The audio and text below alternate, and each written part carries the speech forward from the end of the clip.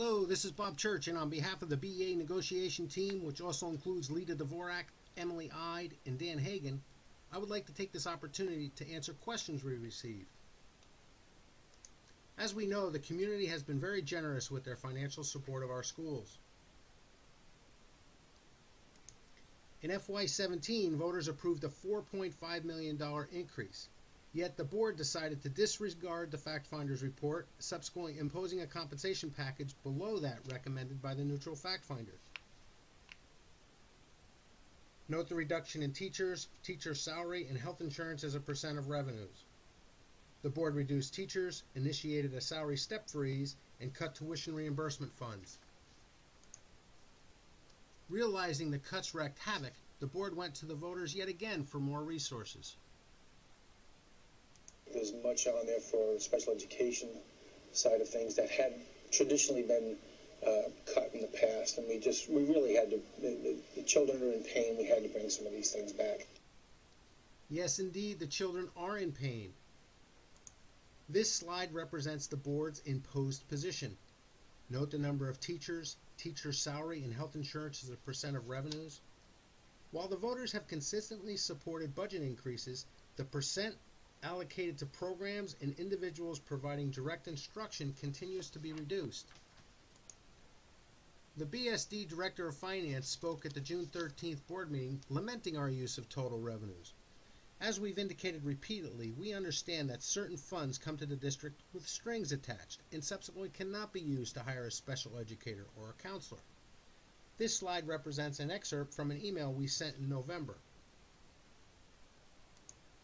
As you can see, the state collects revenue data from local, state, and federal sources. Unfortunately, publication of state data lags 2 years behind.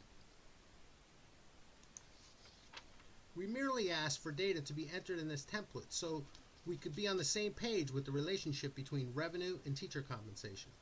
The board was unwilling to provide this information.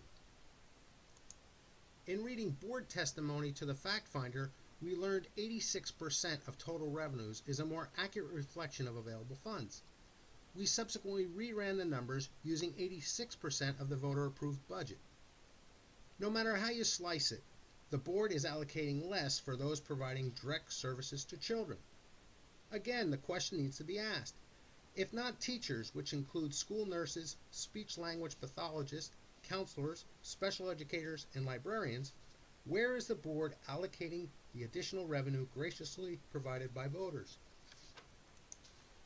It is important to note these calculations do not include the expected savings moving forward from all those veteran teachers that resigned and were replaced with lower-cost entry-level teachers. In the spirit of transparency, some area districts include this data in their annual report. Again, this slide represents the board's imposed compensation. Note the continued decrease in both actual dollars and as a percent of revenue. This slide represents the BEA's offer on August 31st. Note the dollar amount and percentage of revenue. A mere $298,422 separates us in dollars, but philosophically, we're miles apart.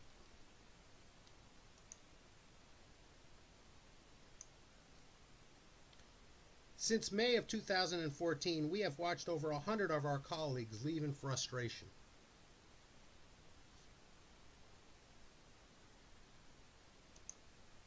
If the board were committed to reducing the pain and improving student outcomes, they would return to or even increase the percentage of revenue allocated to direct services for children. On behalf of your BEA leadership team, this is Bob Church, BEA Chief Negotiator. Thanks for watching.